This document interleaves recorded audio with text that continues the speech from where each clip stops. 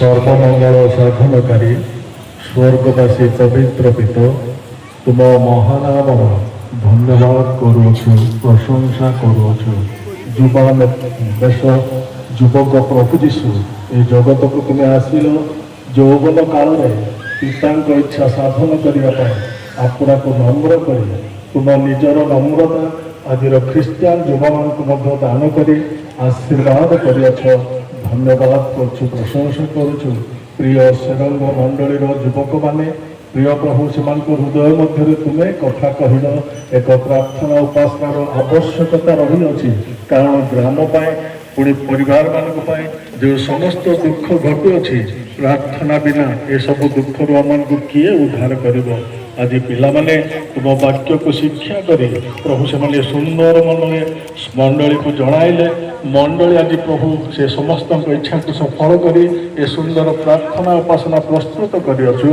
ଯେତେ ଯୁବାମାନେ ମନୋଯୋଗୀ ହୋଇ ସ୍ୱାକ୍ଷର କରି ଦରଖାସ୍ତ ଦେଇଛନ୍ତି, ସବୁ ଯୁବାମାନଙ୍କୁ ତୁମେ ଆଶୀର୍ବାଦ କର। ଯଦି ସେମାନେ ବୈବାହିକ ଜୀବନରେ ଥିଲେ, ସେମାନଙ୍କର ପିଲାମାନଙ୍କୁ, ସେମାନଙ୍କର ପରିବାରକୁ ଆଶୀର୍ବାଦ କର। ଆଉ ଏ ପ୍ରକାର ସୁନ୍ଦର ମନ ଜୀବନର ଶେଷ ସନ୍ଧ୍ୟା ପର୍ଯ୍ୟନ୍ତ ଧରି ରଖିବା ପାଇଁ ଉତ୍ସାହ ଦେଇ ସେମାନଙ୍କର ସହମତି ହୁଅ। ଅବଶିଷ୍ଟ ଯେତେ ଯୁବକମାନେ ଯଦି ତୁମଠାରୁ ଦୂରରେ ଥିବେ, ସେମାନଙ୍କୁ ତୁମ ପୃଷ୍ଠତଳେ ରଖି ପ୍ରାର୍ଥନା କରୁଅଛୁ। ପ୍ରଭୁ, ଯୌବନ କାଳରେ ଜୁଆରି ବହିବା, ମନୁଷ୍ୟର ମଙ୍ଗଳ, ପରସ୍ପର ପ୍ରତି ନମ୍ରତା ରୂପ ବସ୍ତ୍ର ପରିଧାନ କରିବା ତୁମ ଆଶୀର୍ବାଦର ଦାନ। ତେଣୁ ଯେପରି ପ୍ରତ୍ୟେକ ଯୁବାମାନେ ପ୍ରାଚୀନମାନଙ୍କର ବଶୀଭୂତ ହୋଇ ପରସ୍ପର ପ୍ରତି ନମ୍ରତା ରୂପ ବସ୍ତ୍ର ପରିଧାନ କରି ତୁମ ଆଦର୍ଶର ଖ୍ରୀଷ୍ଟୀୟ ଯୁବକ ଭାବରେ ପରିଚିତ ହେବାକୁ ପାରିବେ, ବିଶ୍ୱାସୀମାନଙ୍କର ଆଦର୍ଶ ସ୍ୱରୂପ ହେବାକୁ ପାରିବେ। ଏପରି ପବିତ୍ର ଆତ୍ମାଙ୍କର ଆଶୀର୍ବାଦ ଦାନ ସେରଙ୍ଗ ମଣ୍ଡଳୀର ସବୁ ଯୁବାମାନଙ୍କୁ ତୁମେ ଦାନ କର ଏବଂ ତୁମ ପବିତ୍ର ଆତ୍ମାଙ୍କ ଅଭିଷେକ ଦେଇ ତୁମର ଊର୍ଦ୍ଧ୍ୱରୁ ଆଗତ ଜ୍ଞାନ ବୁଦ୍ଧି ଦେଇ ତୁମ ଗୌରବ ନିମିତ୍ତ ବଢ଼ିବା ପାଇଁ ଆଶୀର୍ବାଦ କର।